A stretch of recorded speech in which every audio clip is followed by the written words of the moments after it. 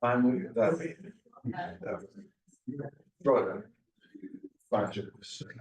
All right, good morning, everyone. What do we think? Microphone or no microphone? Microphone? Microphone, all right. You might be getting blasted a little bit here, so. I got it there, I look, it looks pretty good. You're good? All right, great. Good morning, everyone. Welcome to today's program. My name is Simon. I'm an organizer with the Party for Socialism and Liberation. And I'm also a member of the Solidarity Committee on the Americas, SCOTA. And SCOTA is the host of today's event. We are here at CETUL, which is the Centro de Trabajadores Unidos en Lucha. And we are very proud and honored to be joined by Jose Luis Granados Ceja via Zoom in Mexico City. So just a couple logistical things before we dive in. We obviously have coffee and bagels and some donuts at the back. So please help yourself and help yourself now and throughout the event. There are bathrooms. There's a single stall bathroom if you go to the front door and just to the right. There's one up here, and then there's a ton more all gender neutral bathrooms if you go down the stairs. For folks on Zoom, thank you so much for joining us. Please try to stay muted or you will be muted. Today's event also will be recorded and shared after the fact. And yeah, thank you all for joining.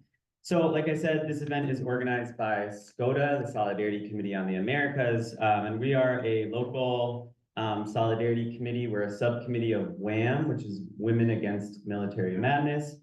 And our mission is to stand in solidarity with the peoples of the Americas who fight for social justice, equality, and sovereignty as they resist US imperialism throughout the hemisphere. If you're interested in getting involved after this event, fantastic. Please speak to me, or you can find another member of SCOTA as well. So the reason we wanted to do this event, the reason we want to be talking about Mexico, there's a number of reasons. And one of them is obviously Trump throughout the campaign has been threatening tariffs on Mexico, has been threatening all sorts of things, has taken a really bullying stance to our neighbors to the south. And he's also, said incredibly xenophobic things. And what that has meant is a lot of people who maybe usually aren't paying that much attention to the domestic politics of Mexico now are. And that's one reason why we want to do it. Another reason is we've seen so many countries across the world will have a progressive government, progressive administration, who then struggles to govern successfully. And quickly the right-wing movements are able to then reemerge or emerge more powerful because of that sort of poor governance, and then proceed to win electoral victories. That has not been the case in Mexico. Mexico is now in the second 6-year term of MORENA party in the federal government and across the country. So it's our duty to study that and figure out, why is this progressive government, how have they been able to govern so successfully? How have they built their movements? How have they built their party? And how can we learn from that and to support it, and also to hopefully replicate it here in the United States? And lastly, similarly, mainstream media, we are shown only this side of Mexico that they talk about cartels, they talk about drug violence, they talk about fentanyl, they talk about forced migration, displacement, and that is a one-dimensional view of what Mexico is. And it's all those images, of course, we know are all done in sepia tone. There's a certain, you can tell if it's supposed to be taking place in Mexico, it's a certain yellow sepia, but that's not the reality. That's not, Mexico is not a one-dimensional place. So it is our responsibility to strive for that deeper understanding and learn about the struggles internal to Mexico, learn about their successes, learn about the contradictions, and talk through them and think through them, and combat just what the one-dimensional perception that we're given. So how this event is going to go, we are going to hear from Jose Luis, who's going to talk a little bit about the Morena party, about Claudia Sheinbaum, the new president of Mexico. And then I have a couple of prepared questions for Jose Luis after that. And then we're going to open it up, and we'll have a brief Q&A at the end. And then our plan is to wrap up with certainly enough time so that folks can hopefully go find nourishment somewhere, and then join the Minnesota Immigrant Right Action Committee, MIRAC, at their march at 1 p.m. So hopefully we'll be together all day here learning, and then in the streets. So with that, I'd like to introduce our speaker. Jose Luis Granados Ceja is an anti-imperialist journalist and political analyst based in Mexico City, with 20 years of experience covering social movements, democracy, elections, and human rights. He is a staff writer with Venezuela Analysis, covering regional and international issues, and is the host of their podcast. He also writes a monthly opinion column for the Mexico Solidarity Project Bulletin, and together with Kirk Hackbarth, he hosts the Soberania podcast, which provides English language analysis of politics in Mexico. And starting this year, you can also watch him on Sin Muros, a new Spanish language news show analyzing the US-Mexico bilateral relationship on Mexico's Canal 11. So, Jose Luis, thank you so much for joining us. And yeah, thanks again. Yeah, thank you so much for having me. I hope this isn't too big brothery. I usually don't get an idea of what it looks like, and it's like this big face on the screen, but I hope everybody has their coffee and it's keeping nice and warm. Somebody asked me if this was going to be in person. I was like, I'd love to go visit sometime, but maybe not in January. Minnesota in January sounds a little daunting. I used to live in Toronto, which was very cold as well. So I hope you're all keeping warm, and thank you so much for having me. Thanks for that great intro. And I'm actually really encouraged to be speaking to this group. I know we've spoken before in this space, but the fact that from this, you're going to move on to a demonstration to hit the streets, that's exactly what we want to see. That's what needs to happen. And I'm really encouraged by that. So I'll try to keep it brief. I can sometimes go a little bit long. And I wanted to start actually just picking up on something that Simon said, which was, it seems like right now people are finally kind of turning their gaze towards Mexico, asking questions about what's going on. It's something that I've been hoping would happen, pushing to happen for a long time now. So, I was born in Mexico, but I grew up in the United States and Canada, just outside of New York, in a little town called Moonachie, New Jersey, then in Tucson, Arizona, and then Toronto, Ontario. So I've lived much of my life outside, but I came back to Mexico in 2018, precisely to try to contribute, take advantage of the fact that I grew up there and familiar with the culture, politically, have some connections, this and that, and help communicate about what's happening better here in Mexico.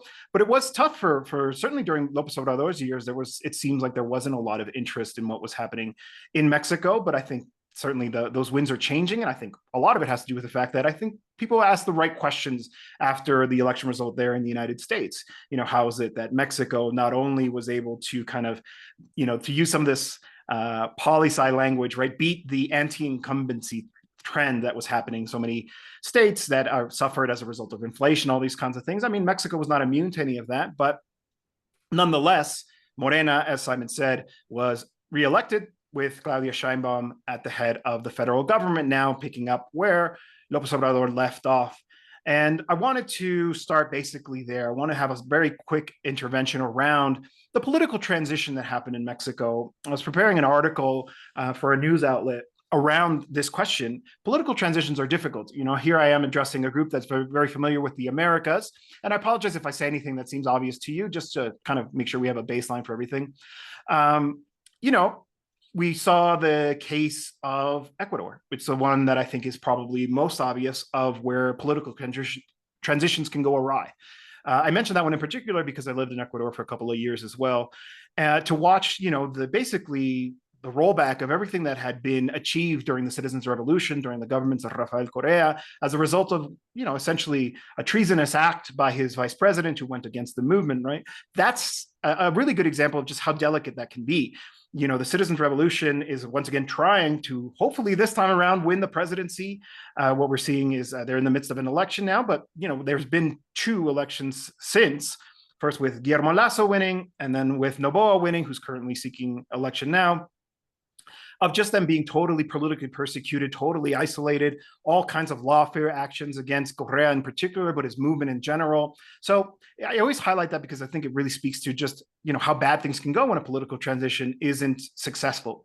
Now, in the case of Mexico, I think we can say that it was extraordinarily successful. And I think particularly for those of us who are interested in more radical politics. I think part of the reason people didn't pay attention to López Obrador is he's kind of one of those political leaders from an older style, an older generation, where, he wasn't the kind of firebrand that maybe you expect from something like Hugo Chavez back in his day, right?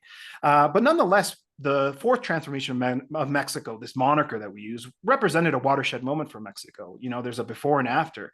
And if I had to really kind of sum it up, what we saw during López Obrador's government and now into Claudia's is, this anti-neoliberal, not necessarily anti-capitalist, but certainly developmentalist, nationalist, one that was interested in building an incipient welfare state, that was interested in using the state for the redistribution of wealth. Of course, Mexico being an extraordinarily wealthy country, but with great inequality, about trying to transition to convert into a post-neoliberal type of economy while still understanding the constraints that were imposed upon Mexico by neoliberalism, right? It was very firmly entrenched here in this country.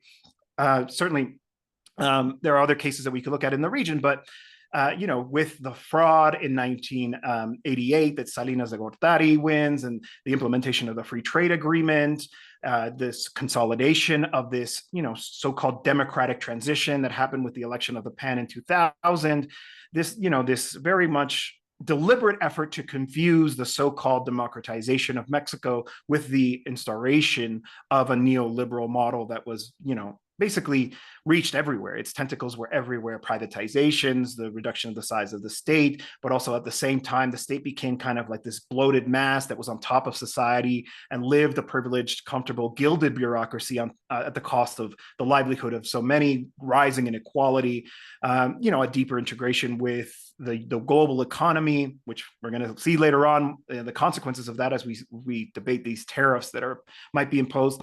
All that to say, so López Obrador did extraordinary efforts in order to kind of remake that through a peaceful democratic process. And to go back to this point that I started on around the transition, the reason Claudia Sheinbaum was able to win, and didn't just win, but won in a landslide, right? She won almost 60% of the vote, beat the next rival by a 2-to-1 margin. They won a supermajority in both houses of Congress, which allows them to pass constitutional reforms and really start to remake the state as we know it, without having to negotiate with the opposition. That kind of incredible mandate happens as a result of López Obrador's successful policies of, I think on the one hand, dignifying the country, the people who had been marginalized for decades. We're talking about the working class, we're talking about the campesinos, about turning the state's gaze to the parts of the country that were marginalized. We're talking about the Yucatan Peninsula, the southern states. These were often treated as if they were a burden to the country. There was a former presidential candidate, Gabriel Cuadri, who once said, if we didn't have to deal with Oaxaca, Guerrero, and Chiapas, this would be a first world country, right? This kind of disdain for a huge part of the country, and in fact, the part of the country that is most indigenous, that is most brown, that has the most Afro-Mexican population, right? You can see how these kind of different elements of oppression and marginalization kind of compound on each other. So one is that, just merely acknowledging that this is a segment of the population that deserves attention, that should be treated well, that deserves investment led by the state if private investment isn't going to do it, et cetera, et cetera.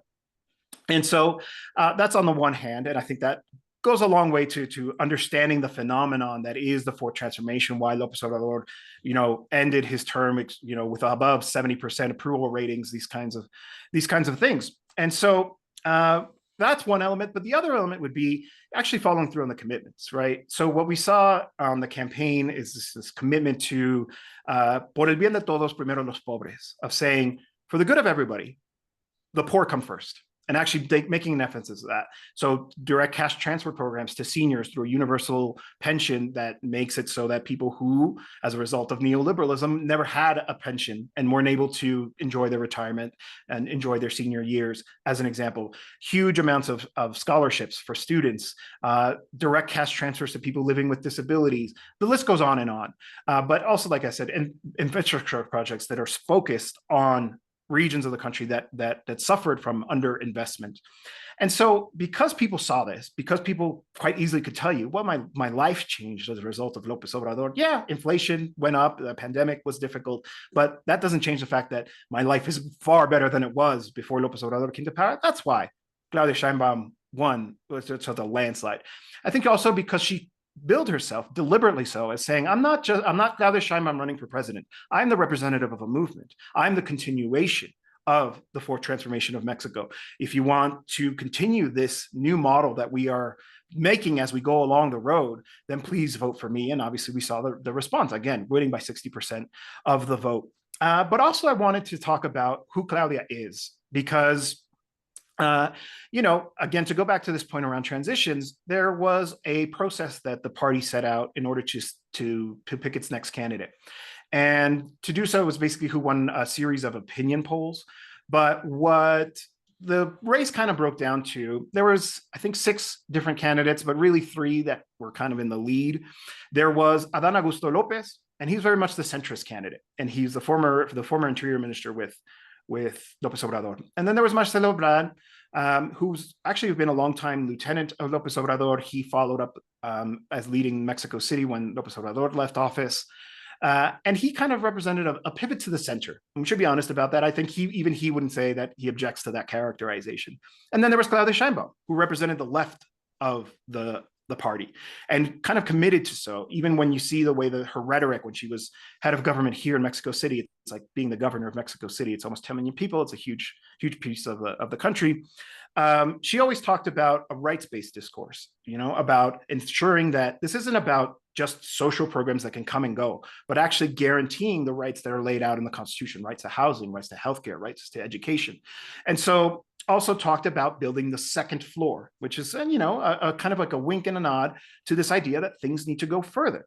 Now, she's only been in office now for about 100 days. If you look at the picture that's on the screen behind me, that's from her actual speech in the Zócalo in Mexico City on the 100-day thing. I'll change it real quick so you can see it. You can see the Zócalo. If you've ever been to Mexico City, you'll know that it's this huge public square. It's amongst one of the largest in the world. It's maybe the 3rd largest. I could be mistaken, but it's up there.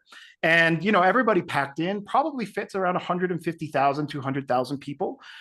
On this occasion, at the demonstration for 100 days in office, the Zócalo wasn't big enough to hold all their supporters, which is extraordinary to think about, right? This was something that was called on a short-term basis. It was, come out and recognize 100 days of office, show that a public show of support for the government, for the president, and the response was overwhelming. I went personally, and it was impossible to even move, 1 meter in front of you, or sorry, the United States, 2 feet.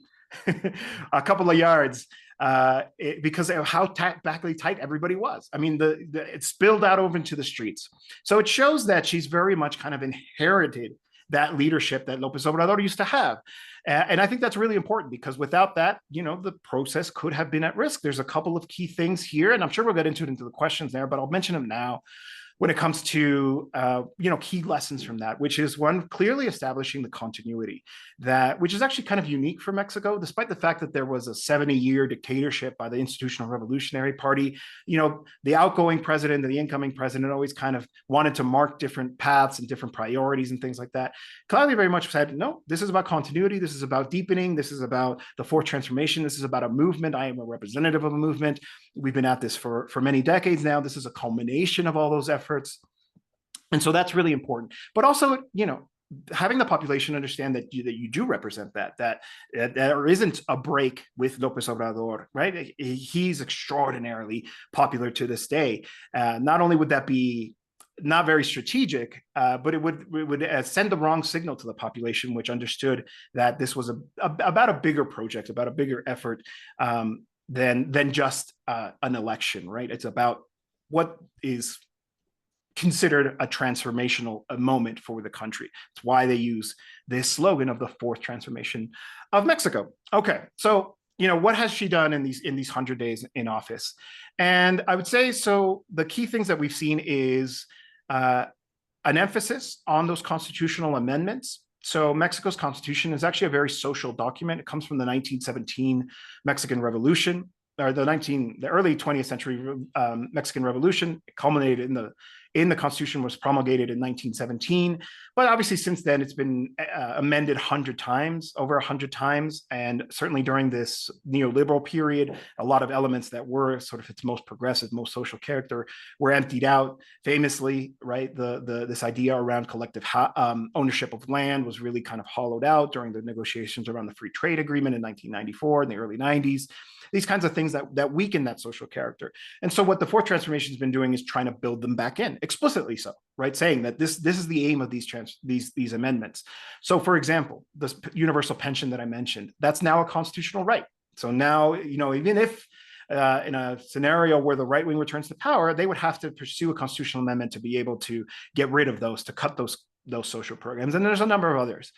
Claudia has put great emphasis, being the first woman president of Mexico, on women's issues in particular, of actually saying this universal pension should actually get to women earlier because of their exclusion, their marginalization from the formal labor economy as a result of prevailing sexism that does, and we should acknowledge the patriarchy that exists here and everywhere else in the world.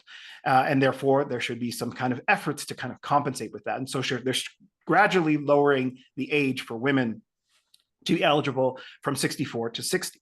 That's one example. She created the Secretariat of Women, so now a cabinet level position for women. She passed what is the equivalent of the Equal Rights Amendment into the Constitution, recognizing formal equality for women. But we've also seen really important ones, like, for example, the raising to constitutional status of the collective rights of indigenous communities and Afro-descendant communities.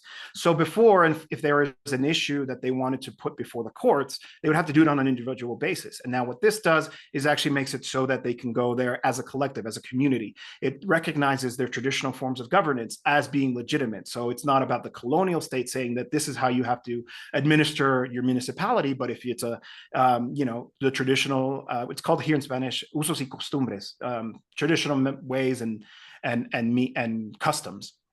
And so that's just an example. I mean, there's actually a really long list of all the different ones. And obviously the one that maybe you heard about, because that was the one that was most controversial, at least that was the way it was depicted in mainstream media and even English language media, was the judicial reform, which makes it so now the judicial branch, in addition to the legislative and executive branch, will now be directly elected.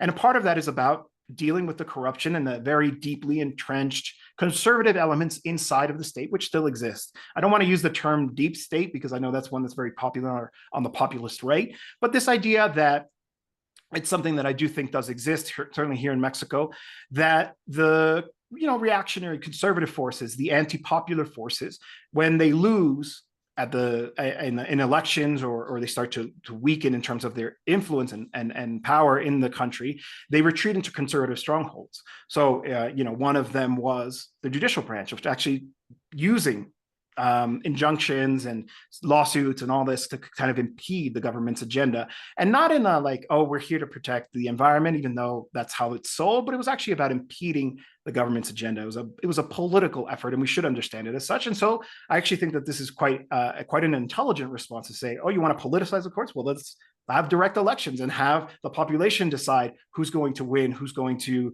actually be the ones to make these determinations. And there's been controversial, but there's a saying in Spanish, right? Solo el pueblo salva el pueblo, right? You have to have faith in the people, faith in the masses. So only the people save the people. And I do think that it's going to produce a very interesting result. And dare I say, maybe an example for the world, because I know the Supreme Court in the United States has been a major barrier and is now a very powerful conservative stronghold in that country. Even if you did manage to oust Donald Trump, you're still going to have to contend with the Supreme Court and the very strong conservative majority that exists there. So that's one example. That's a lot of the things that's been happening thus far. And the results, I think, are evident. in that, they do rolling polls every month, and her approval rating keeps going up. And to the degree that the conservative right-wing opposition in this country has been virtually marginalized totally. They have no influence. They have no power. They can't even stop the constitutional amendments, as I mentioned. All they have left are these conservative strongholds. They have friends in the media, but even then, Claudia has continued this practice of the morning press conference Monday to Friday, and then visits to communities on the weekends. So that's also been somewhat neutralized. It's been interesting. As a quick aside, I know I'm going a little bit long. I promise I'll wrap up soon. Lopez Obrador started this when he was head of government here in Mexico City, carried it into the presidency. But the effect of it was incredible. On the one hand, you have the president, Lopez Obrador, now today Claudia Sheinbaum, who, like I said, is continuing this practice of very much setting the agenda every day. Every day she has a presentation. She'll have some of her secretaries, the ministers, come into the press hall, give a presentation. She takes questions and answer back and forth. The hot topic of the day will always come up. So that kind of direct dialogue. Millions of people watch it every day. It also produced this ecosystem of independent communicators. They're sometimes called YouTubers. We don't like that term because it almost feels like the established old media, the legacy media uses that to kind of take us down a rank, but these are journalists. Of course they are, right? They come from a different perspective, from a grassroots, independent way. But this is, this whole ecosystem also creates this. If you like one guy, maybe you're a fan of Sin Censura. That's a really popular one. Or maybe you're a fan of El Chapucero. Or maybe you're an English speaker. You want to hear about English language analysis. You watch Soberanía, which is a podcast that I started with Kurt Hackbarth last year. So it shows that there is kind of an explosion of these alternative spaces for information, no longer having to rely on the legacy media, and so actually weakening their ability to use that as a conservative stronghold. I talked about the judicial branch, and so what does that leave? And I'll wrap up with this last point. That leaves imperialism. What we've seen in Latin America, I'm talking to a crowd that knows all about US imperialism in Latin America. I understand you've done a lot of work around Cuba, Venezuela. So you don't need me to tell you that the right-wing opposition in these countries, when they are weakened, when they are marginalized, when they lose election after election, they turn to imperialism. They run into their arms, and they're always welcomed, right?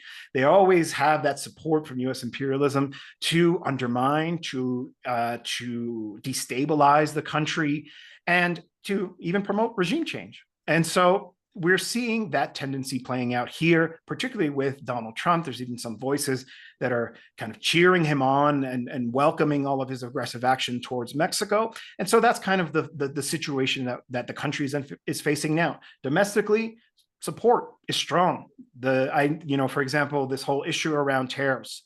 I know we're going to get into it, but let me just say this real quick, which is, there was this incident when López Obrador was trying to tackle the theft of gasoline. It's called huachicoleo here, huachicoleo in Mexico. Basically, they tap into the transmission lines and steal gas and then sell it, not in gas stations. Very dangerous, all the rest of it.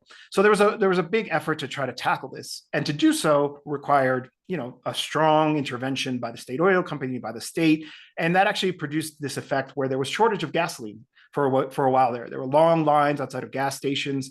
It was difficult to organize your life around this.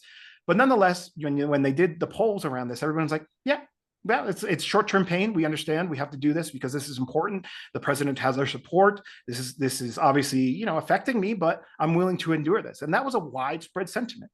My sense is that if we do see these tariffs, which I'm kind of refreshing the news pages all the morning because I want to see if it's actually coming. It's supposed to come out today.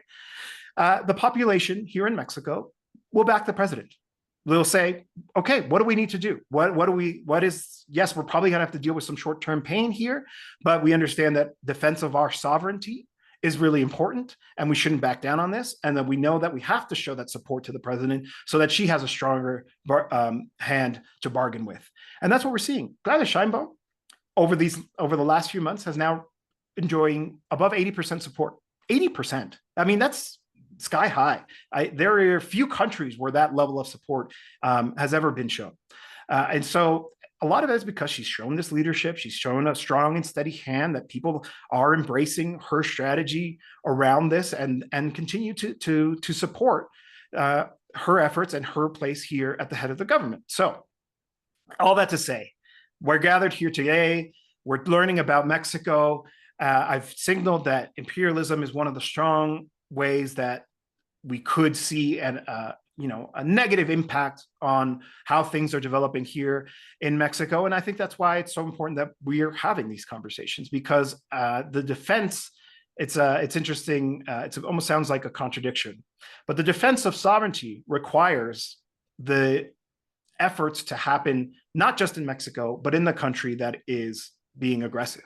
So we need people to organize, we need people to pressure, we need to have voices inside of the United States, using whatever levers are available to them to help defend our process here.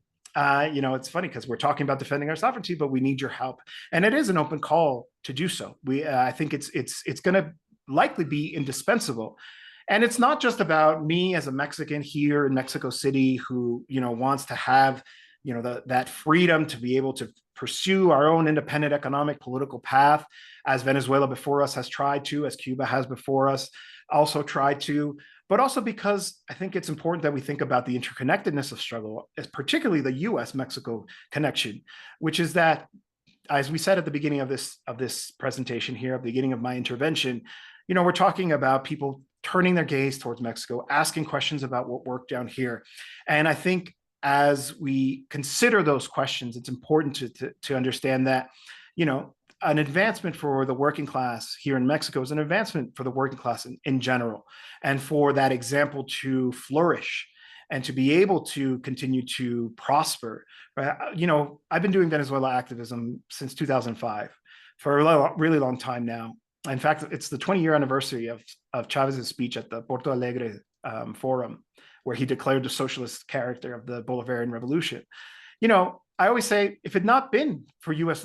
unilateral coercive measures, for U.S. imperialism, for the coup d'etats, the destabilization events, we'd probably be witnessing in Venezuela a communal democracy, a totally new form of a state. And, the biggest barrier to that has been U.S. imperialism. And so if we really do concentrate and figure out ways to provide countries like Mexico, but not exclusively so, but Mexico, to be able to continue to deepen, to radicalize, to find new paths. We're starting to flirt with more participatory methods of democracy here in Mexico, of actually having a more protagonist role in decision making. Well, then we actually have to defend it, and we have to defend it from what looks to be enemy number one, the principal contradiction. And it turns out to be national liberation, imperialism. And so I do invite you, I know I'm speaking to the converted here who decided to take, their Saturday morning and have coffee together here to bring down US imperialism when it comes to their efforts to weaken us, because I think we'll all win if we can succeed in that. Thank you so much.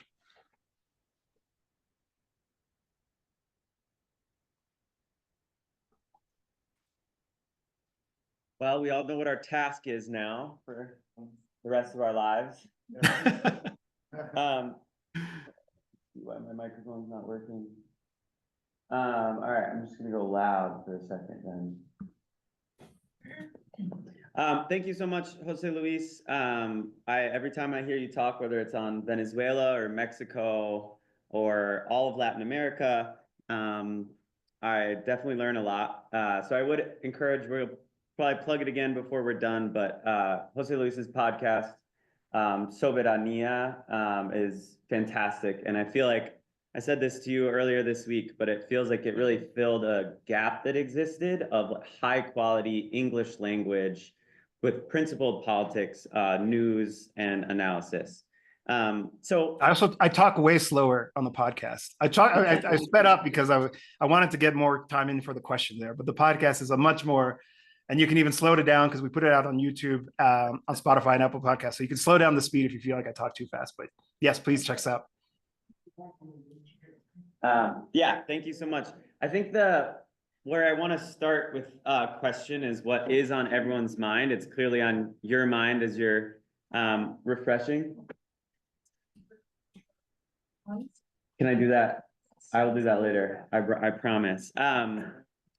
Is this question of tariffs, that Trump has said that today is the day that tariffs will hit Mexico, Canada, and China.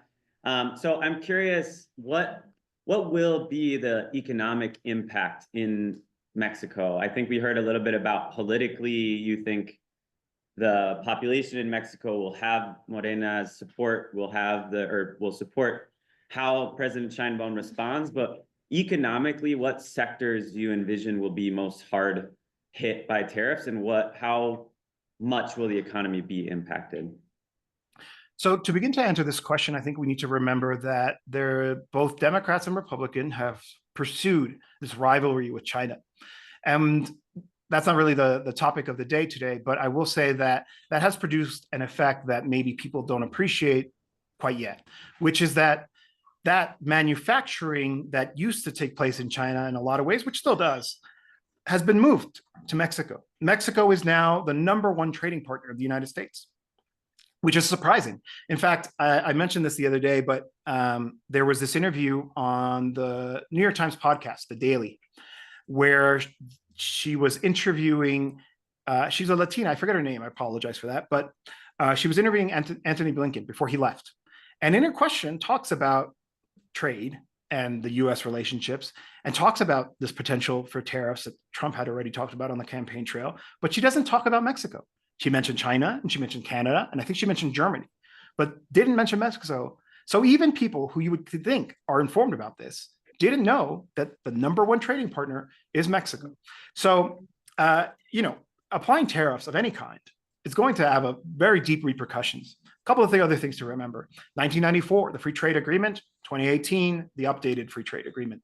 I mean, it remade the economy of all three countries. They are now deeply integrated. A part may come from Mexico, but ultimately be a finished good in the US, or a raw material may start in Canada, end up in Mexico, and become a finished good that ends up in the US. So all of this different kind of relationships, everyone kind of proceeded. That's the whole point of free trade agreements, right? Is that people have this stability, that people have this confidence that they can make their investment and nothing is going to come in and suddenly increase their production costs. And so people have proceeded like that since 1994. That's a very long time. These economies are inseparable now. So obviously the priority of the Claudia Sheinbaum government and López Obrador, because he threatened tariffs when he was around when López Obrador was president and Trump was in his first term, was to avoid them and negotiating and even having to concede things that I think were pretty negative. Principally migration. I've been disappointed to see some of the migration policies that Mexico carried out, very much as a result of these negotiations of cracking down on migration, making the journey harder for migrants as they pass through Mexico, of enforcing some of the, these restrictive policies, using this, the power of the state to do so. That's, it's upsetting, it's disappointing. It's a product of this asymmetrical relationship with the United States. So, Claudia Sheinbaum was working to keep these tariffs from happening, having high-level negotiations. That's a file that is mostly handled by the former foreign minister, Marcelo Ebrard, who was also seeking the presidency, if you remember. And it looked like actually that they weren't expecting it. They weren't expecting Trump to actually follow through on it, that it was just going to be, his way of bargaining. That's why I'm so eager to see what actually happens today. But it looks like it's going to happen. And that was always a possibility. And so one thing that Sheinbaum said was also, we're going to have a plan A, we're going to have a plan B, we're going to have a plan C. A lot depends on the details of what comes out today. So if it is across the board, 25% tariffs on anything crossing the border, any kind of good, oil, that's going to be really significant. It's going to be likely, it'll be difficult to measure the impact, but the immediate one would be consumer goods inside the United States are going to go up, probably by about 25%. Trump's economic team seems to think that the producers are going to lower their costs, but we're talking about very small margins here. I think something like 70%, I'll have to find the figure, but the vast majority, I do feel comfortable saying that, the vast majority of fruits and vegetables that are imported in the United States come from Mexico. So that means your food costs go up. Right? That means that your grocery bill is going to increase. If it is applied to oil, your gas costs are going to increase. Less so from Mexico. Mexico exports about 9% gasoline and other products. But certainly from the Canadians, if it's also 25% across the board, then you're going to see gas costs rise, or the US will have to dip into its emergency supply, which is a destabilizing thing, because in case, a more dangerous situation presents itself. Over the long term, those may have consequences on Mexico's economy, because if it's prohibitively expensive to export things, then people will stop buying them, and that's going to lead to job losses here in Mexico. So again, it depends on how dramatic they actually are, if there are exemptions around energy costs, but there are some immediate things that are also going to happen on this end, which is that retaliatory tariffs are going to be imposed. So Claudia has been explicit about that if you put tariffs on us, we'll put tariffs on you.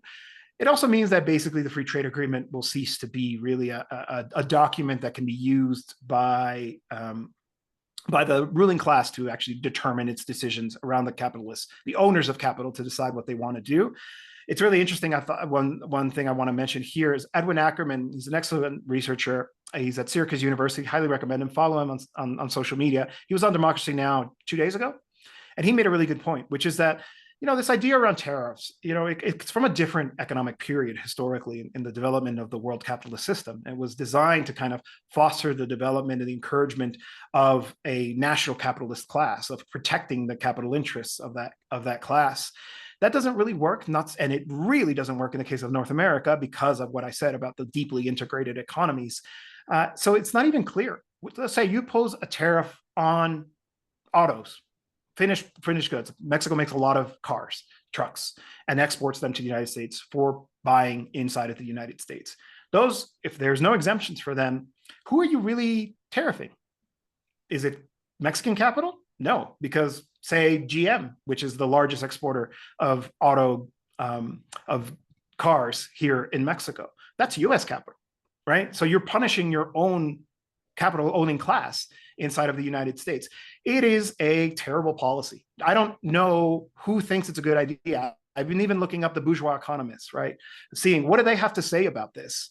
And they say this is a terrible idea. This is going to not really result in anything positive for anybody in this regard. So it seems like the only people who think it's a good idea is Trump and his inner circle. And the fact that it's not actually a bargaining chip, right? He was asked directly last night, well, what can they do to avoid it? He's like, no, nothing. We're doing it no matter what. I mean, it's a nightmare scenario for all three countries. And then the only thing I'll wrap up on this question here is that if you think about Mexico, Mexico has options. Yes, we have a very deep relationship. It's the #1 trading partner of the United States, but we also have the rest of Latin America to our south, and we have a far richer, healthier, more productive, beneficial relationship with the countries of Latin America than we do with the US, than any of those countries might have with the US. That trust has been broken. We have a positive relationship with the region. We also have a positive relationship with the Asia Pacific region. We don't have a lot of trade relationships with them, but we could, right? If you're telling us that, hey, you were counting on being able to count on the US and Canada as a reliable trade partner, as diplomatic allies, well, that's no longer the case, then why wouldn't we look elsewhere? There's a lot of talk about Mexico wanting to join the BRICS. I don't think we're there yet, but this could push us there. And then good luck, right? You can't replace that kind of manufacturing capacity that Mexico has over the short term. And that's going to lead to more increased costs. And I think, and this will be my last point on this, I think that could produce a backlash. Trump was elected partially around his xenophobic campaign, around the border and all of this, around inflation and all this kind of stuff. So, one of the key reasons that people rejected the Democrats, I'm not a political analyst of the US in that sense, so I'm not going to give you the answer, but I do think part of it was because people were frustrated at the rising cost of living. So you're suddenly going to make everything more expensive by applying these tariffs. How do you think that population is going to respond? They're going to feel it. You can already go on social media now when people are shocked at the prices of eggs, and that's just eggs. Everything else is going to rise. What are you going to do when gas prices are 20, 30% higher? You're going to feel that in your pocketbook, and that's going to produce a reaction that even his own political base, I think, will have to question some of these decisions that Donald Trump is making. And that opens up a space for you to be able to increase the capacity to actually resist this far-right government that's in power in the White House today. Thank you, Jose Luis. I got passed a very important note. It says there's more fresh coffee in the back. So if you didn't get coffee the first time, please grab some. So for my next question, you said earlier that President Sheinbaum talks about that she's not an individual like leading the movement, but rather that she's coming from the movement, or that she's a representative of the movement and of Morena. And so for those of us, I think there's a lot of us in this room who are interested in organization building, are interested in party building, are interested in movement building. So I'm curious if you could talk a little bit about, how has Morena done like the hard work of like not just winning presidential elections, but throughout the country, building this grassroots base? And what is the structure of Morena? Is it a coalition? Is it social groups? Like what, if you could give us the path to power, Jose Luis, how Morena has done it and kind of what their base and structure. I think if I had the answers to that, I'd be a millionaire. I could just kind of sell my knowledge as a consultant. But I will speak to the experience of Mexico. So when I'm asked this question, I always mention this. So the left in Mexico had to build a political instrument, not once, but twice. So the first political instrument was the PRD, the Party of the Democratic Revolution, which was started in sort of that period, the late 80s, 90s. So there was a breakaway from the in the 80s when it was evident that it was making a neoliberal turn. The PRI is a weird beast. I'm not going to talk too much about it, but so basically the left flank of the Institutional Revolutionary Party, which had been in power for 60 years at that point, breaks away and launches its own independent candidate, the son of Lázaro Cárdenas, who is widely viewed as Mexico's most exemplary president during the 20th century. Lázaro Cárdenas was the one who nationalized the oil industry, distributed land. He was the one who kind of took the Mexican Constitution and all of its progressive elements and actually made it happen. He implemented the socialist education system in Mexico. For example, he created the National Polytechnic University in Mexico. And so his son, Cuauhtémoc Cárdenas, ran for president and won, but the election was stolen. And then following that, they create the PRD, and the PRD actually suffered political assassinations, disappearances, extraordinary political violence applied to it by the state, by the powers that be. But nonetheless, persevered, continued to press. They present in 2006, to fast forward a little bit, López Obrador, formerly the head of government here in Mexico City, as its candidate. And he wins, but there's a fraud, and he's not allowed to take office. And the PAN under Felipe Calderón, the guy who started the so-called war on drugs and the cartels, he steals the election, is able to consolidate power. So again, you're in this weakened position. The PRD continues to be the home of the left, but in a way, people are really starting to become disillusioned. They're asking themselves different questions. And they still run López Obrador in 2012. That election is basically bought off. Just massive vote buying happening in a systematic, widespread way, using state resources to do it, and Peña Nieto wins. So then in this period, López Obrador now takes basically his group and creates a movement first, the National Regeneration Movement, Morena. And they start doing the hard work. Simon and I were talking before today's event, and I was using this term, shoe leather organizing. Shoe leather journalism is the journalism when you go out to the street and knock on doors and ask the questions and go to where the event that you're reporting on happened. In my case, like for example, if I fly down to Tapachula and I go and see what the border situation is like, that's a shoe leather journalism. Shoe leather organizing is going, knocking on doors, talking to people, getting names, inviting them into your home. That's how Morena was built, with volunteers just going out there. And among those volunteers was Claudia Sheinbaum. There's a lot of pictures of her wearing a cap and in jeans with a clipboard in her arm, knocking on doors and getting information and inviting people to join the party and all this kind of stuff. So that's a big part of it.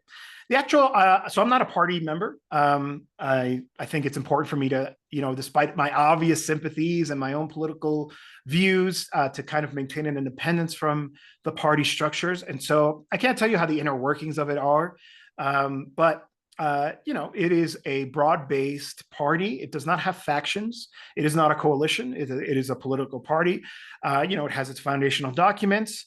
It's experienced some of the issues that all political parties do, of like finding its footing once you actually enter government, of figuring out how to replace your cadre. There's incredible work happening at the National Formation Institute. Actually, there's an event later today for Spanish speakers I'll share it in the chat later if you're interested in kind of doing work around migration amongst the Mexican population in the United States. So anyway, that's just one example of the things that we do, trying to replace the cadre, of understanding that some of them get sucked into the state bureaucracy, and so you have to have something left for the party. Right now, what they're doing is a widespread affiliation campaign, trying to get more people to join, to actually become involved. I actually just got an email this morning. They're like, host political education sessions in your own home. We'll give you the resources. All you have to do is get your neighbors to show up, right? This kind of stuff. It's just that gritty work of party building. And it's super, super difficult. I suppose if there's any lesson that you can really take away from it, I used to not say this, but I'll say it now because I think the moment demands it, which is that you need to abandon the Democratic Party, right? In the way that the activists with the PRD, the activists with Morena eventually abandoned first the PRI and abandoned the PRD. These are just political instruments. They have to be useful to the working class. If they're not useful anymore, then you need to abandon them. There's no saving them at some times. It's hard to say. It's a dialectical moment. It's hard to get a precise reading when that happens. But you will notice there's a quote from Ademar Bogo that I often turn to. I don't know it perfectly off my head, but I'll try to summarize it. He's one of the principal theorists of the landless peasant movement in Brazil. And he says, political instruments, eventually you'll see that the working class, the marginalized themselves start to abandon. And when you start to see the masses understand that, then that's when you have to take the lead and say, we need to give you a new instrument, a new home, so that you're not politically orphaned anymore. I think we're at that point. I think the sort of the postmortems of the election that I've seen from important figures inside of the Democratic Party show you that it's a lost cause. And I know that's easy for me to say because I won't have to deal with the consequences of it in the United States. That's why I try to avoid saying it. I also wouldn't like people telling me what to do in Mexico, but I do think that given the circumstances that exist today, of actually really wrestling with that question now of what does it mean to totally abandon them, of not actually having a strategy that involves cooperation, collaboration with a party that clearly is not in the interests of the working class anymore, or if it ever was, that has aligned itself with, a demographic that has basically leading them to irrelevance. And that's, really dangerous because, if you don't have an alternative, it's just going to open up too much space for for the Trumps of the world. And then the Trumps of the world open up the space to even further right-wing elements and further right-wing fascist elements. So anyway, all that to say is that's a little bit of a very kind of brief picture of how it's looked, but also recognizing that there were moments there where key people made the key decision, like Cuauhtémoc Cárdenas did to leave the PRI, like López Obrador did to leave the PRD, of saying this moment requires us to do things a little bit differently, and understanding the implications of that, as big as they may be, of having to do really, really difficult party building work, but it can pay off. You're seeing it, right? Mexico is proof that you can build a party from nothing. I mean, Morena didn't exist 10 years ago, and it now has a supermajority in both houses of Congress, control of the federal government, and control of 25 out of 33 states. I mean, that's unheard of. I mean, it's hegemonic almost. 80% support for Claudia Sheinbaum amongst the population. It's possible. It took a lot of work, but we got there. I think you can too. And you can choose if you want to answer this quickly or not at all. You touched on it a little bit before, but the right wing in Mexico, the other side of the spectrum, what are the prospects for the right wing if there's 80% support? And what, more importantly, can you expect, or can we expect internally? What are there going to be their pressure points the next 5 years while Sheinbaum is in office? There's such an interesting thing to look at because they don't seem to learn their lessons. So they misread the 2018 result. I think they always thought it was an aberration. They thought, oh, this was a blip. Something weird happened this year. It's because Peña Nieto was so unpopular. That must be what happened.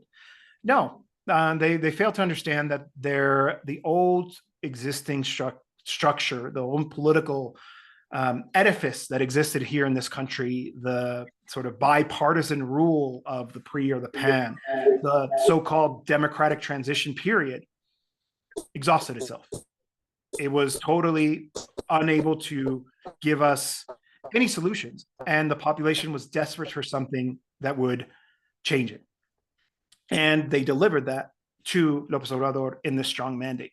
Because I talked about Claudia's mandate, but López Obrador also won extraordinarily 53% of the vote.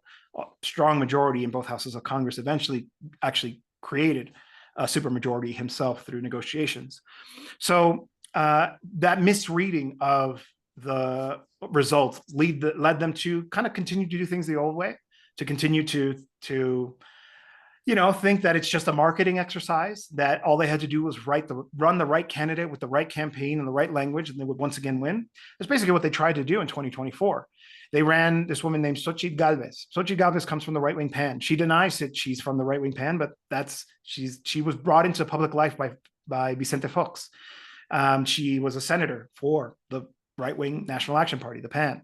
And so they ran this woman thinking that a woman who presented herself as coming from humble origins, of being self-made, of being of indigenous descent, that would be enough to fool the population into supporting, telling her to lie on the campaign trail and say that she wouldn't cut social programs. Of course, as soon as they lost, the leadership of the PAN went on television saying, that was a mistake. We shouldn't have done that. Of course, we are against social programs. We don't believe in that. What we believe is giving people opportunity, not handouts, blah, blah, blah. You know the rhetoric. And so their misreading of the moment means they continue to make the same mistake over and over and over again. They don't have an appreciation for the way that, as I just finished describing, right, of MORENA doing the hard work, of going door to door, of convincing people, of having people understand that there's been a reorganization of the state. It's not the state that existed in 2017. The one today is one that is trying to build what's necessary to guarantee social rights, political rights, cultural rights.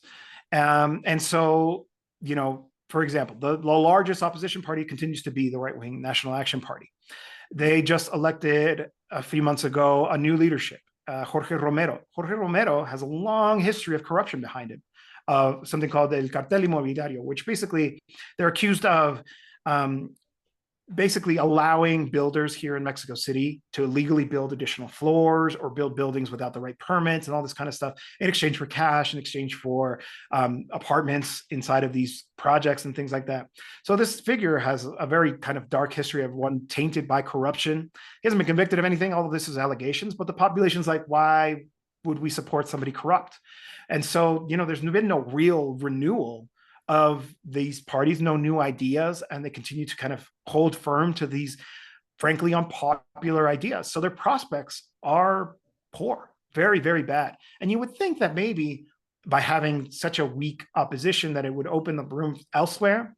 I would say that the opposition to Morena's left, sort of the autonomous movements, and by that I mean like the National Indigenous Council, the EZLN, the Zapatistas, they have a very different political strategy. They don't want to entertain with any kind of direct political power via the state for their own strategic reasons. They mostly kind of oppose this or that project. They're very much against some of the infrastructure projects, for example. And so they're not really kind of a political force, at least in sort of the parliamentary level. And then there is a far right actor. There's a couple of them. The most visible one is Eduardo Verástegui. He's friends with Trump. He went to Washington for the inauguration, all this kind of stuff. But he couldn't even get enough signatures to be able to put himself on the ballot as an independent candidate. He has no political operation.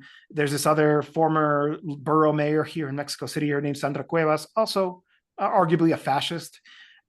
She has been trying to create a party and she's getting nowhere because you actually have to, hold assemblies and register and go through all the checklist to actually form a party. And she can't because there's just no enthusiasm for it. So yeah, arguably hegemonic level of support and actually making it so the prospects are slim to none. But we talked very quickly about this, briefly about this. The tariffs could lead to economic disruption. Economic disruption is what can lead to an opening of space for these actors saying, well, we should have done what Trump wanted us to do, and we would have avoided this economic pain. If it lasts for a really long time, as much as I, just finished saying, oh, the population will put up with it, there are limits to that, and that could open up, but we're not there yet. I don't think we won't be there for a number of years, even if it does happen. I'm going to ask one last question and then I see a hand and then we will open it to folks from the crowd if that sounds good. One other area that I wanted to see if you could touch on is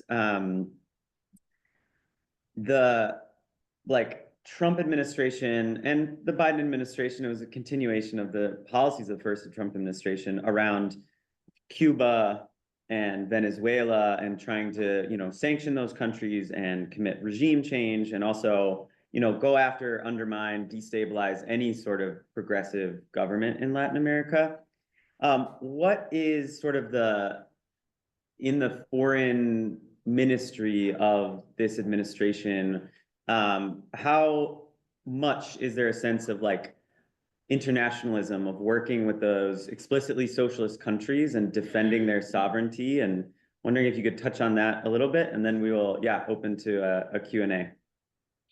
Yeah, so I'll try to be short because I keep going on too long. But so under López Obrador, we saw a pivot towards Latin America. One of the things that I think best represented has been the deliberate effort to rescue the community of Latin American states, CELAC, from irrelevance. CELAC was created during Hugo Chávez's government under the leadership of Venezuela. It's basically the OAS except for Canada, US. So there's a space where Latin America and the Caribbean can come together, unite, find consensus, present a common position, et cetera, et cetera. So it had not had a meeting in a long time, was basically defunct. López Obrador says, nope, let's spend the resources, let's bring it back. And it did. It once again held summits and all of this. In fact, right now, the head of the CELAC, it rotates by country. Right now, it's Honduras. Unfortunately, following the whole Colombia kerfuffle with Trump, there was supposed to be a meeting, and that meeting got canceled, which I think is disappointing. It should have happened anyway, but it is what it is. That gives you an idea of this of the support for sovereignty, for Latin American independence. López Obrador gave a really good speech around these concepts on the anniversary of Simón Bolívar's birth, if I'm not mistaken, in July. I'll have to look that up for you.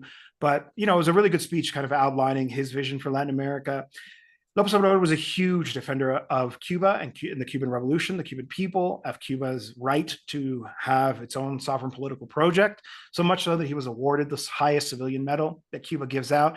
Great friend to Cuba. Claudia has maintained that also, providing support. So, for example, they've been having issues around energy. And the state oil company here in Mexico has been supplying crude and oil and gasoline to Cuba. And it's come at a cost. There was a loan that some Treasury Department was backing for the state oil company. And when they started backing Cuba and providing these supports, as they should, as is correct, they ended up canceling that loan. And I remember there's this political scientist, Ryan Berg, and he was like, this shows that supporting Cuba is not the right policy for Mexico. And like, how wrong can you possibly be? Of course we're going to be there and support the Cuban people. Like that actually relationship is longstanding. Got to remember, where did the grandma sail out of? Here in Veracruz, in Mexico. And so that relationship has always been there. There were periods there during the neoliberal period where it was strained, but this has always been an important relationship for Mexico. And in the case of Venezuela, which I'm also very familiar with, so we saw all of this controversy over the last election, the July 28th election. And I actually think that Mexico's response to it was the absolutely correct response. And it's not because I'm Mexican and it's not because I sympathize with the government, but because, you could see the way that Brazil and Colombia responded and then compare that to the way that Mexico. And Mexico said, listen, it's not our place to question Venezuela's sovereign institutions. You don't do this with other countries where you demand that they prove the election result. This is what their institution said, and that's how the way we're going to proceed, right? And so, the right-wing critics will say, they're sticking up for the Maduro dictatorship. Well, no, they're sticking up for Venezuelan sovereignty, for its institutions, the way it made its decisions. The National Electoral Council declared Maduro the winner. The Supreme Court reviewed it and declared that that was a valid result. So, avoiding falling into this trap that ultimately just serves imperialism. And I think it's also, a vision towards of how things, how they want to be treated as well. Mexico has its own institutions. It's developed them. They're robust and they deserve respect, because chances are, if this continues to go the way that it is, next election cycle, MORENA wins another landslide, you're going to have voices who are now going to start undermining and questioning and saying it's fraudulent, the way that they do in Venezuela, the way that they did since 1999 when Chavez was elected, right? They've done it every single time. Every time that they don't win an election, they say it wasn't a valid result. that's what they're going to start doing here. In fact, there were even some talk about that in this last election. Some voices saying, oh, this was an illegitimate result. She didn't actually win. I have proof, blah, blah, blah. Those are marginal voices now, but they could become, voices in the ears of decision makers in Washington. So again, emphasizing this, I think, is really important when we talk about Mexican foreign policy. And one final thing is that López Obrador didn't really travel much. He didn't like to. It's not a controversial thing to say. But Claudia Sheinbaum, was barely in office, and the first thing she did was travel to the G20. And in the G20 presents this peace proposal, right, of saying Mexico's voice on the international stage is a voice for peace. We should spend a portion of what we spend on military spending on a environmental program, on a jobs program, right? And so, that's what she decided to make her international debut with. López Obrador, I think, never once went to the G20. Claudia Sheinbaum went to the first one she had the chance to, and there she met with all kinds of decision makers, had one-on-one with Xi Jinping, for example, but also with Gustavo Petro and Lula da Silva and Gabriel Boric, kind of like the Latin American left of center leaders. So I think you'll probably it would be correct to expect that you'll see with Claudia a bigger presence on the international scene, which I think is good for Mexico and good for the world. Thank you.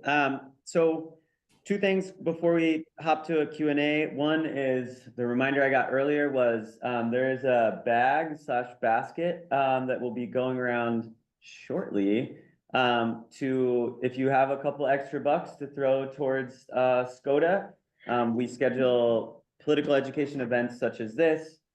We also have helped support sending some or organizing delegations to Cuba and other countries. And so if you can, please chip in a couple bucks so we can keep going with this important work.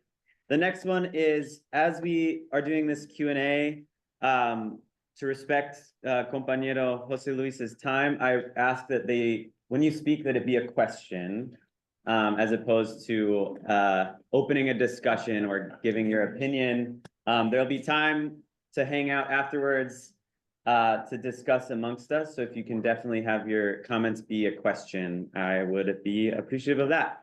So I saw your hand before, and then just this little machine here is our microphone. So if you can just project towards it. I'm sorry, we don't have yeah. I'd be more than happy to. So I do want to ask, because I've done research on this movement before, and I've driven through caracoles when I studied abroad in Mexico. There's Zapatista communities. I'm curious, like, how has the Zapatista movements like the Zapatista movement, the 2006 protests in Oaxaca, and other related movements played into Mexico's sovereignty and politics over the years? Thank you. Maybe we'll take a couple more, and then I can pass it back to you to go and see if they combine it all. Chela, yeah. Thank you for giving us this overview about Mexico. And as you were talking, and you mentioned the struggle that Latin America has against US imperialism and the impact that it had on this continent, especially on our countries and the global south. But the question that I had as you were talking is, the United States is such a powerful country, and economically and politically, I mean, you name it. And they are really able to crush a country when they focus on it. We see what happened with Cuba for 70 years. We know what happened with the economy of Venezuela, and what happened with Nicaragua. It just is something that, even though there is resistance and there is support for the government, it's very hard on the population and what happens in those countries. But Mexico has not had an experience. And I was thinking, well, now you mentioned that it's 25% tariffs and that would affect, but doesn't seem to be like a concerted effort to destroy Mexico. Because with Venezuela, it seems there was, they froze, we had to do with the oil and freezing their assets, their gold assets. It was really an effort to see how to create this unhappiness among the population, and with the hope that they will overthrow the government. Well, with Mexico hasn't happened. And well, that's how I see it. And I don't know what are the strategies of Mexico in order to take and give and play with the United States. Does it have to do with Mexico being you mentioned it was the #1 trading partner, and maybe it hurts the United States? But I don't know, it will be good to know because it's something that learning from other countries. We don't have the economy, not all countries are in the situation of Mexico. And the second question is this, you mentioned about corruption, and corruption is a big thing it has to, it's something that governments have to tackle with. And so many of the strategies that the government of Mexico is following in order to control, combat, whatever, root out corruption. And the third question, sorry to ask so many questions, because you thought was very interesting. It's something about BRICS, BRICS is a powerful force that's going forward in the world. And Mexico has not joined BRICS. And you can explain more about what BRICS is, Brazil, Russia, China, South Africa. And you say we're not there yet. And I can understand the implications if Mexico will ever join BRICS, because that will be really a threat to the United States, especially in the economy. I don't know if you want to make some comments about that. Thank you. Were you able to hear with our microphone setup? Great. Yeah. If you want to tackle those questions in whatever Sure. order sounds good, and then we'll maybe do one other round before we wrap up. Sure. So around the Zapatistas y ELN, you might know more than I do on that one. And so I concede your expertise there. I'll give you my perspective because I always try to be really careful. I have tremendous respect for the ELN. I mean, they emerged in a moment when the left was in retreat. They were an inspiration for so many people throughout the world, deservedly so. But they've also taken a hyper-sectarian position when it comes to parliamentary politics in Mexico, in my opinion, to their detriment. I think it would have been a more fruitful experience for both to have a more collaborative approach, but they opted for a different one. And again, they have their own decision-making structures around how they got to that conclusion. They are very antagonistic towards the fourth transformation of Mexico. Correct me if I'm wrong, but I believe that their reading of it is that it is just a perpetuation of capitalist relations. And in some ways they are correct. Like I said at the beginning, this is an anti-neoliberal, but not necessarily anti-capitalist movement. But, arguably, I think there are socialist elements here that the government is carrying out. I think more so with Claudia, there is a very deliberate emphasis on the state as being an economic player and not just a regulator, in a way that even with López Obrador wasn't true. But yeah, so they understand, for example, many of their communities are opposed to the Tren Maya, for example. The Tren Maya is this massive infrastructure project that was built in the Yucatan Peninsula by López Obrador to connect communities in that area. So basically the communities there relied on bus travel. And what López Obrador said is that we're going to build rail lines between them, high-speed rail, medium-speed rail, to facilitate movement of people and goods throughout the region. It does represent, I think, a further integration into the capitalist mode of production. The thing is that this debate is often positioned as if, well, if that didn't exist, then these communities would be able to thrive. And that's not the case either. It's not like this effort at, to impose or to facilitate the penetration of capitalist mode of production is unique to the Tren Maya. That has happened already in the Yucatan Peninsula. It's not like it's coming in and displacing, a primitive form of communism in these communities. That doesn't exist. These communities are very poor. They're very marginalized.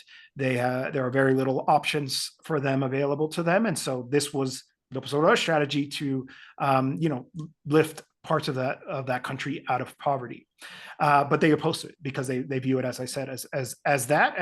I don't know if that's a reconcilable position. It doesn't look like it is. But also there is another prevailing issue, I think, in particular in the case of Chiapas, around insecurity, around violence. The organized crime groups are very active in that region as a result of the border with Central America, with Guatemala. It is a drug transit corridor, and that means that it is disputed territory. It means that there's a lot of money to be made there, also through human trafficking. And so that means that there's a lot of armed activity there, both by non-state actors and state actors. And I think they have sounded the alarm around that, around the fact that this represents a mortal threat to them. I think it's important for the state to do a better job of neutralizing the non-state actors, the organized crime groups, but also not being violent actors themselves in these communities, which has presented itself. And so, like I said, I don't think these differences can be reconciled. These are very different visions. I do find it disappointing that they take a hyper-sectarian position, but again, that's their take. I disagree with it, and I think we're allowed to disagree when it comes to that, without necessarily, disrespecting each other, because I do think that a lot of the autonomy that they've built is really important as a model. And I think, for example, the constitutional amendment that I talked about previously, I think a lot of the communities that are interested in establishing their own autonomy and being able to use their traditional governance ways will look to the experience of the Zapatistas, and they're not called Calicoras anymore, but their kind of method of governance can be important for them to learn from. Okay. Around US power, I totally agree. I think in the case of Venezuela and Cuba, the mission was to destroy the revolution, to crush them. Absolutely. In the case of Venezuela, we saw the maximum pressure strategy under Trump, which was largely kept in place by Biden. He really didn't change much of the relationship. There was a gentle easing of sanctions at one point that ended up kind of returning anyway because they didn't like the election results. So in the case of Mexico, I would say that the difference is that yes, it's an asymmetrical relationship. So Mexico and the United States, they're equal states. Obviously, they're sovereign equal states, and when they sit across from each other, it's the president of the U.S. and the president of Mexico, and they're equals. But the relationship, the power dynamic, as you correctly said, is skewed. It is asymmetrical. But it's not like Mexico is empty-handed, and I think that's probably why you haven't seen this kind of outright maximum pressure regime change effort kind of strategy in Mexico, because that would have repercussions for the US for the same reasons that when we talked around the tariffs, that these economies are integrated. You destroy the Mexican economy deliberately the way that they've done to Cuba and Venezuela, you're also going to have millions of Mexicans on your border migrating into the United States, right? Whenever we talk about migration, it's an issue I've covered a lot, and there's a phrase that I use every time it comes up. I was interviewing somebody on the bridge between Guatemala and Mexico back in 2018. And he's like, listen, let's get one thing straight. We're not migrating. We're fleeing. People are leaving circumstances. And unless those circumstances change, they're not going to stop fleeing, right? So they're fleeing violence. They're fleeing poverty. They're fleeing economic marginalization. They're seeking opportunities to be able to provide for their families. Most migrants, if you ask them, will tell you that they'd rather stay at home. It's not like kind of like the economic migrants who apply for visa and or have a job waiting for them in a different country. It's a very different kind of dynamic. And so, if you create those conditions here in Mexico of widespread unemployment, of insecurity, for example, let me just take a quick aside here. The US government under Joe Biden, not Trump, kidnapped El Mayo Zambada, former head of organized crime group here in Mexico. That has unleashed a wave of violence in the state of Sinaloa that has not abated to this date. And they still won't tell us what happened. They're trying to act stupid and say, well, we don't know. Somehow he ended up in Texas. No, you know exactly full well what happened. You did some kind of deal with somebody to trick him into boarding a plane, to kidnap him and take him to the United States. Now, I'm not here to defend El Mayo Zambada. He has to face justice for his crimes, which are numerous. But that decision by the US to unilaterally kidnap him unleashed violence into this country. And that violence is creating a lot of destabilization, leading to migration. People are having to leave parts of Sinaloa as a result, or businesses shutting down. So there are consequences to the US acting unilaterally that end up having that boomerang effect, which is why I think at some point, some kind of more sane voice also jumps in and says, hang on a second, this is not smart because it's actually going to hurt us over the long term. Like these tariffs. If let's say they stay in place for Trump's entire term, it's going to have economic repercussions on Mexico. You're likely going to produce, this is not more migration from Mexico into the United States. Mexico's economy has diversified, but like I said, it still relies on the US and that trade relationship. If you mess with that, it's going to have repercussions and ultimately ends up defeating their stated aims of reducing migration. People are going to keep coming, and you can build all the walls and mobilize all the troops you want, but the people are still going to come, and they're still going to try to come, and they're going to still find a way into the country. Of course they are, because that's how the phenomenon works. That's historically how it's always been. Every time there's a downturn in Mexico, for whatever reason, it ends up producing a spike in migration from here, which is actually not really an issue anymore. Most of the migrants come from different countries. They just pass through Mexico, but not actually Mexicans arriving to the US as much anymore as they used to. In fact, if anything, the flow has actually been reversed a little bit. There's been more Mexicans returning as of late, but anyway. The point is I think that's why they don't mess with it. And I think there was another question around corruption, but I kind of forgot because now I talked too long. There's a question about corruption, and there was a question about BRICS. If you want to take either of those, or we can do another quick. Oh yeah, so just real quick on BRICS. López Obrador was asked directly if he was interested in BRICS, and he said no. He's like, no, our relationship is the US. Why would we look elsewhere? But that was under an administration that wasn't messing with the economic relationship the way that Trump is. I wish maybe you can tell me what does Trump actually think is going to happen? I mean, he's talking about also territorial expansion, the kind of thing that is prohibited by the UN Charter. Like, you can't just go and threaten about taking Greenland or the Panama Canal. If he invades the Panama Canal, you can forget a relationship with Latin America, except for like the total vendepatrias like Bukele, who will maybe still want to work with him. Like, even the right-wing actors in this region will say, what are you doing? You cannot invade a sovereign country like that. And so if he does that, he's just going to, I mean, it's hard to predict how big of a fallout that would actually be. But certainly one of them, I do think, like around these tariffs today, I do think that Sheinbaum's team is now like, well, we should start thinking about how do we diversify our economy as rapidly as possible to be able to survive this administration and its decisions around severing this economic relationship that we have with the United States. And that may, like I said, may lead to a much faster decision around something like BRICS. Why is BRICS important? It's basically a counter-hegemonic multipolarity force. And it's not just that it's a bunch of, countries that are kind of seen as rivals, Russia and China, but the fact that these are really important parts of the economy, right? The global South economy is, on the one hand, important just by its sheer size. But the other hand is that where the natural resources come from? Like, you can't just, get them from somewhere else. Not to mention the structures they're building, like the Shanghai Bank, of actually having an alternative to the dominance of the US dollar, which the other day, Trump posted something on his social media site about this, because they understand that it does represent a threat. And if that is where they go, again, right, there could be lots of unforeseen consequences.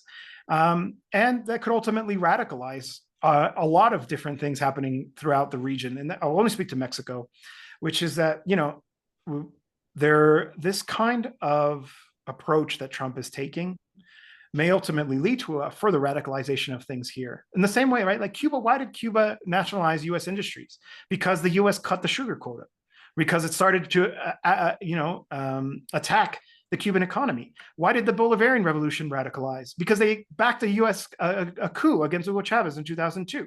So sometimes these kinds of things end up only producing processes that, hey, maybe now we'll actually openly declare the socialist nature of the fourth transformation of Mexico as a result of this. I don't think we're there. I personally, as a communist, I would like to see that, but I think they're playing with fire, and we may come out injured. There may be short-term pain, but I also really have a lot of faith in the resilience of the Mexican population and the Mexican economy. And as I said previously, the fact that there's a lot of options to us, then maybe we just turn further south and just focus on a global South kind of development strategy, as opposed to this one that should favor the North Americans. But if they're not interested, then we'll do it somewhere else. Thank you. What do we think? Should we go for a rapid fire? Can we all stick to keeping it quick? All right, let's do it. We'll do real quick, John, and then you there. Yeah. So my question is for Mexican citizens living in the United States. As of right now, I've heard that the Sheinbaum MORENA government has come out with some supports for Mexican citizens living here, like legal supports and stuff through the embassy and the consulates that are scattered throughout the US. We have one here in St. Paul in Minnesota.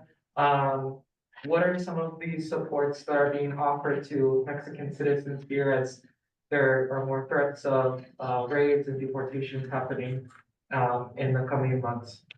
Thank you. Yeah, I'll answer that. Do we want to just do real quick? We'll answer real quick. Yeah, Or do we go do for it it. back? So Go. yeah, so the Mexican government announced a strategy. It's called Mexico Te Abraza, or Mexico Embraces You. It's a coordinated strategy within all of the government secretariats to basically have immediate support. So a couple of things that they're doing is that building reception centers on the border in several states where there are a lot of crossings. They're getting issued a cash card of 2,000 pesos just for their immediate needs. They'll be integrated into the social security system so that they have healthcare and other types of coverage. So there's all kinds of different responses to attend to the humanitarian situation that this is going to generate. I think that's so far has been the correct strategy of actually mobilizing resources as quickly as possible. And like you said, so there's a couple of emergency numbers that they've set up. I believe they're 24 hours, where if there is a situation that you can get in touch with the Mexican consulates as well, in addition to the diplomatic negotiations that are happening around this. As a quick note on that, I think one of the things that's been really important has been the emphasis. Trump wants to do a really kind of an insult to human dignity in this carrying out. That's what the whole Colombia thing was around, of wanting to parade migrants as if they're criminals in chains and all this kind of stuff, to fly them on military planes. Mexico does not allow US military planes to fly over its territory. It does not accept migrants to be treated this way. And it actually does an evaluation to see if there have been human rights violations as part of the deportation process, which it sounds like there has been, which will lead to a response by the Mexican state to the US state saying you can't do this. So far that's been what it is. I don't have the number. Maybe we can look it up later, but I do think it's important that if you have family members who are worried about this, that there is some resources being made available. And if you do happen to be deported, there is a very deliberate strategy that has been well elaborated, that it requires a lot of coordination between different agencies that is happening here in Mexico. Thank you. Last question, a quick one. One of the things that we have to contend with here is the corporate financing of our political parties. Is that something that MORENA has had to contend with to the level that we do? Because I feel like that is a huge obstacle in presenting change in this country. Yeah, parties here are publicly funded, so there's no private donations. Obviously, actors find a way to show their support for this or that politician in ways that are somewhat scrutable, but no, the public financing is actually really generous. So generous, in fact, that there's one of the proposals is to actually reduce it because it's an extraordinary amount of money that the political parties receive. It's quite challenging to create a party. There's a lot of steps that you have to go through and a lot of engagement of the population to actually prove it. Like Felipe Calderón and his wife, Margarita Salvada, tried to start a party and they broke all kinds of rules to do it and they were denied, which is good because that means that, we won't have to spend public resources on them. But yeah, they're publicly funded.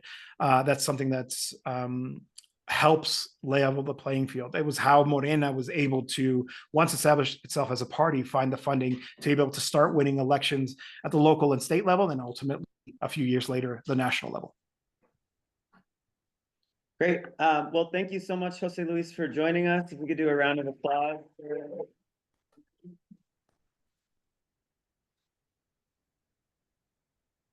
Great.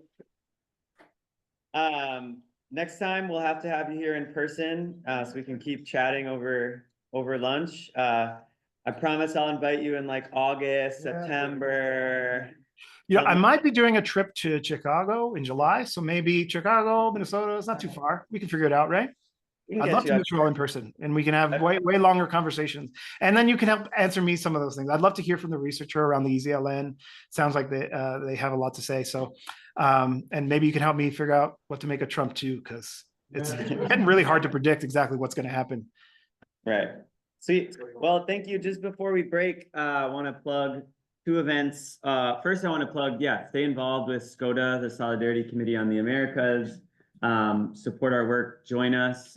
We have organizing meetings. If you're interested, please come grab me or Marcy's at the desk over there. Good person to chat with.